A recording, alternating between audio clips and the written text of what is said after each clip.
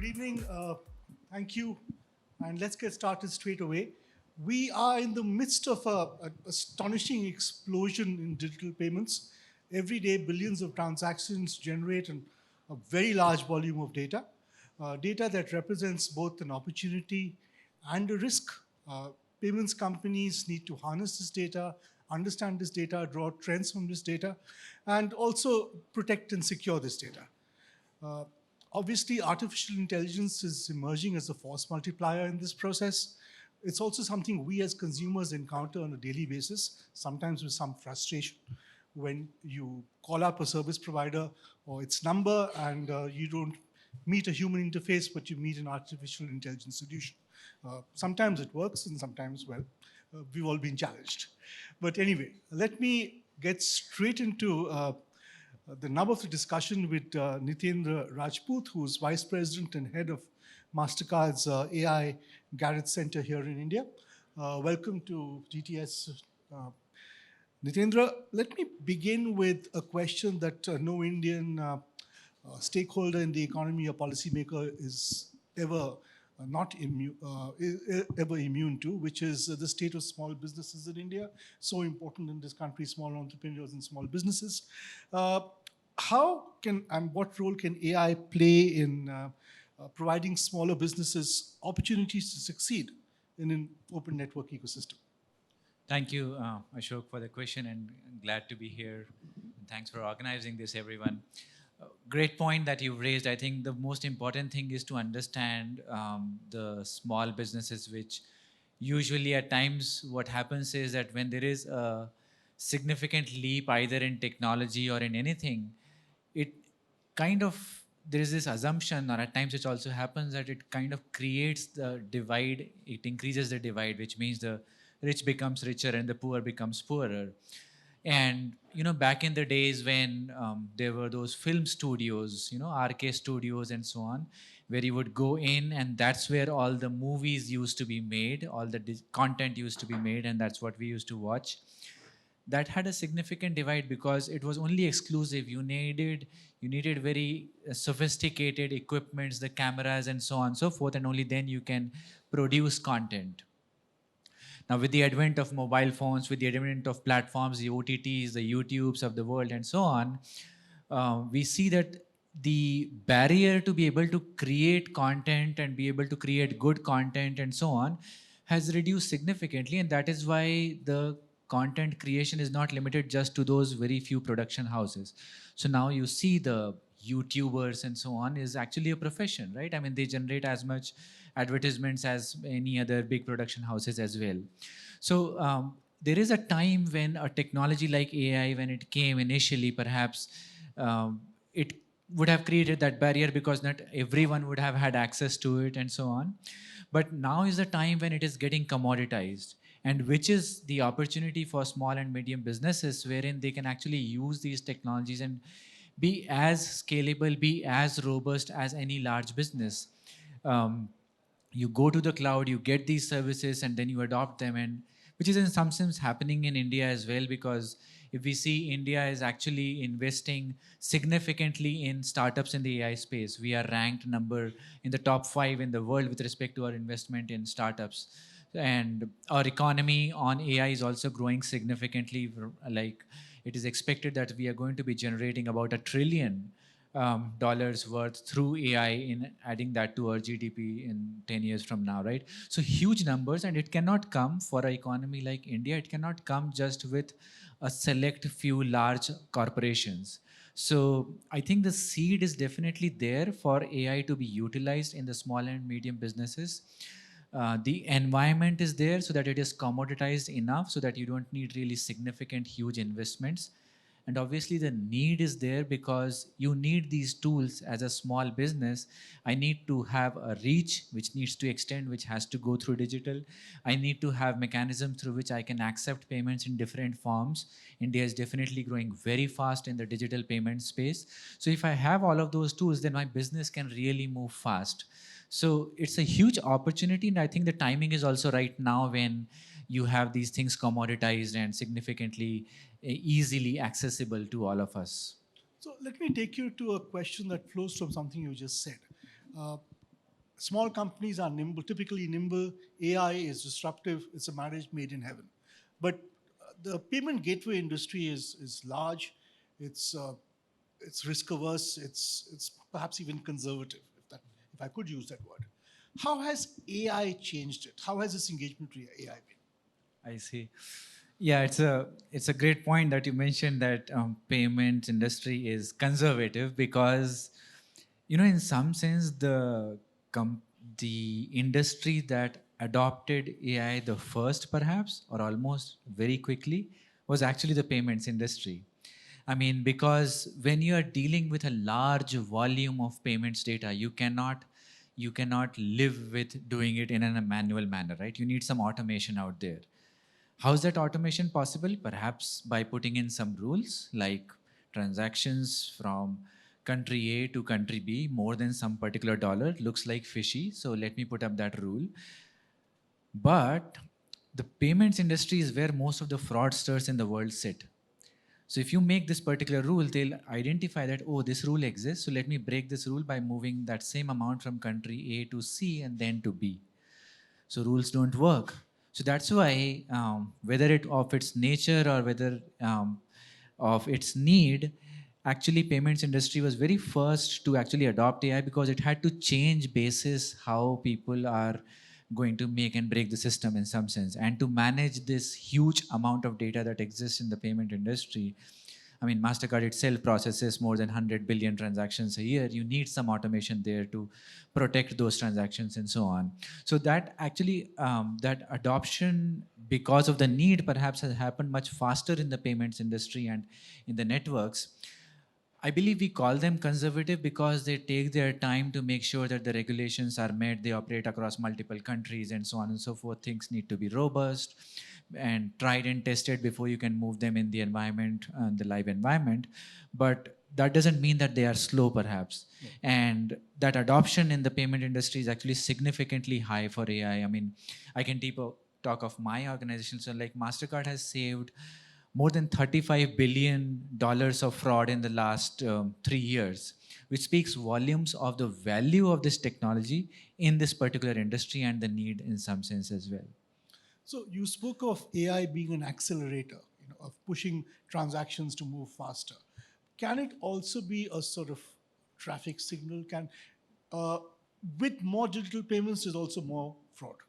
There's cybersecurity risk. There's online scamming. Most recently, we've read in the newspapers, deepfake was used to essentially cheat a consumer. Can AI check this? Can AI facilitate fraud? Absolutely. I think it's more like a tool, a powerful force that if organizations do not use, the bad guys are going to use it. So it's definitely available for everyone. Now imagine a situation where organizations have not adopted AI. That doesn't stop the fraudsters to not adopt AI. And if you have a system that is vulnerable, if it's a rule-based system, if it can break, then imagine what it can be doing for people who can automatically generate a large number of transactions. If one not, then the other one will actually go through the system. So it can definitely hamper significantly. I mean, AI can be used to break into payment systems as well.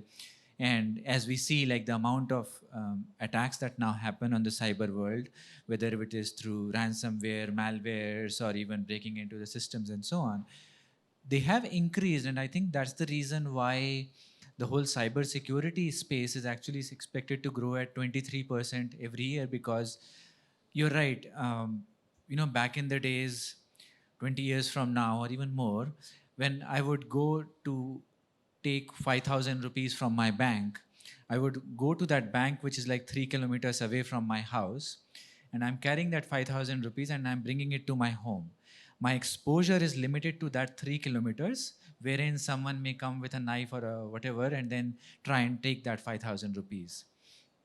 That same amount or maybe more, when I'm going to do a transaction at a particular merchant, that amount is actually moving not 3 kilometers, but maybe 3,000 kilometers. It moves through the cyber network, through the cyber world, and so on. The people who used to carry the knives and the swords or whatever are now carrying these sophisticated machines, computers, and they will use AI to figure out whether I break into through this IP address, whether I break into this particular device, whether I break into this network or not, and so on. And that is why you definitely need AI to protect all of that rather than just that 3 kilometer kind of a road that we earlier have. So definitely there's a huge demand to protect the much broader ecosystem, which in some sense is also vulnerable as we move into the digital world as well. So, in protecting this larger ecosystem, if there are essentially three angles to this triangle. There is the fraudster innovation in AI capacity, if I could put it thus. There is the private sector innovation in AI capacity, and then there is the law enforcement regulator state AI and innovation capacity, which is normally behind the other two. How can the private sector, especially in emerging markets, markets with limited technological capacities among regulators, how can the private sector help bridge that gap?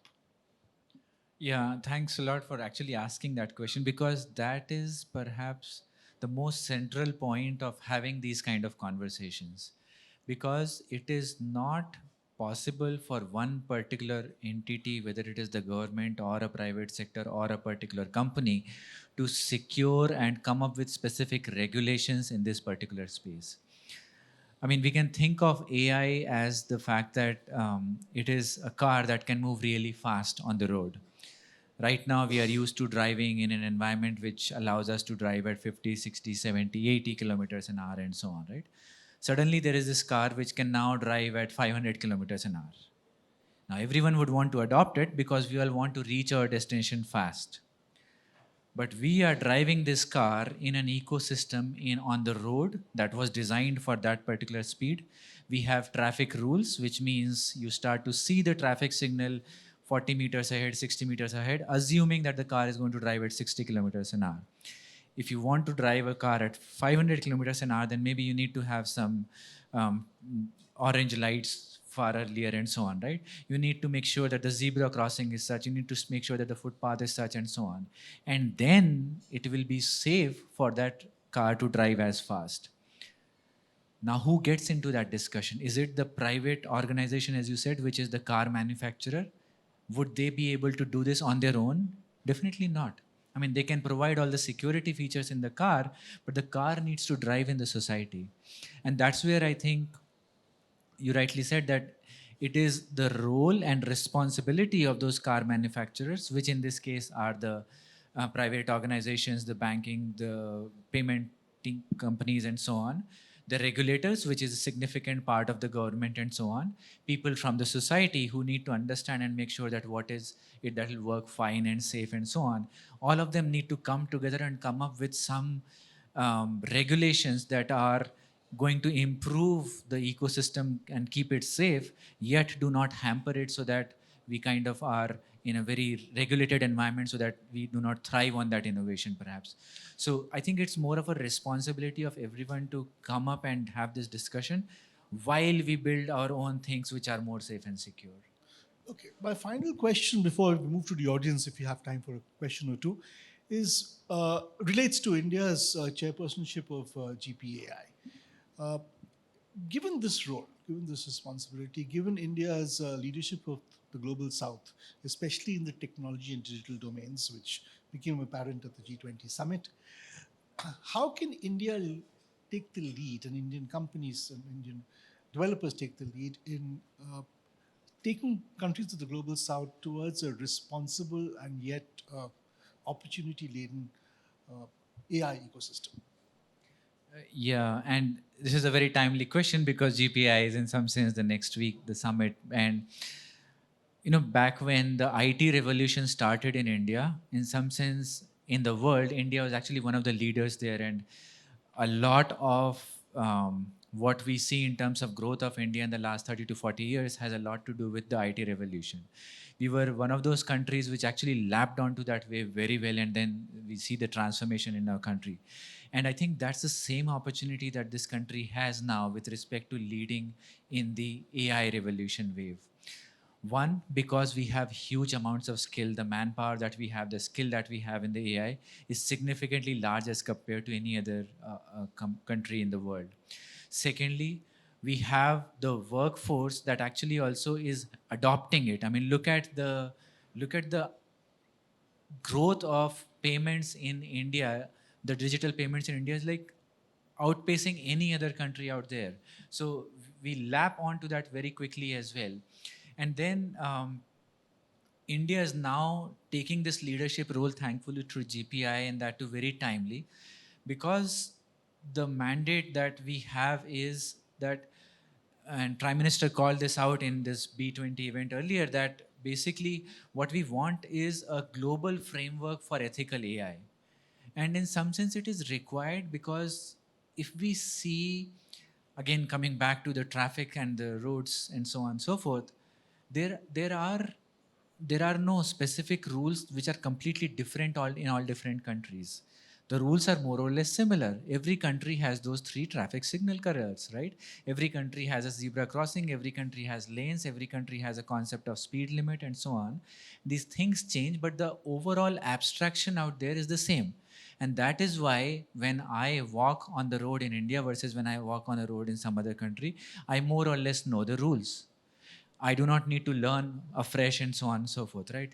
Some of you might be smiling because not everyone follows the rule, but but the thing is that we all, I mean, a lot of people, at least in Europe, in Western countries, they can drive in their country, they go to the other country, they can still drive in that country. The rules are more or less the same.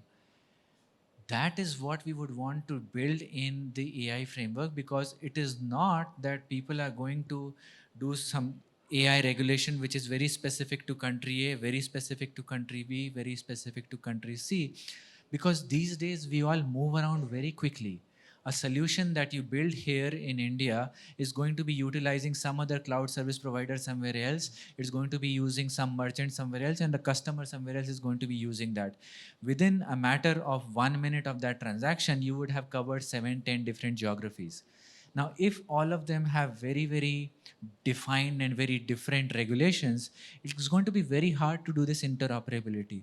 And therefore, I think as part of this GPAI, as part of India's position in this leadership in this space, in the global South area and so on, we should be leading by example, and perhaps we are in the right position to do that for the urgency, the need, why we need some kind of a global framework, and for the fact that if we do not do that, we'll remain very isolated and we are not going to utilize the potential of AI, what it can actually deliver to all the people in the region here. Nitendra, we're down to the last 100 seconds, so I'm going to give you one quick question for a quick answer. We've had this debate about AI and widespread net job displacement. Is that inevitable, or is there still a question mark about it? I mean, job displacement is perhaps the right word. The definitions of jobs will change and so on, but it's more like a new tool that has come up. We are going to use that tool to change our lives. That's all. So it's not that people will go away and people will move in and so on. So moves will happen, but it's not going to be reducing or increasing something, is what I feel. So we'll have new types of jobs, perhaps, new types of uses, but some people will lose jobs, some people will create opportunities. Exactly, yeah. Great. Thank you so much, Nitendra. We've reached the end of our time, and thank you so much for doing this. This was fascinating. I learned a lot. I hope you did too. Hand you back to the organizers.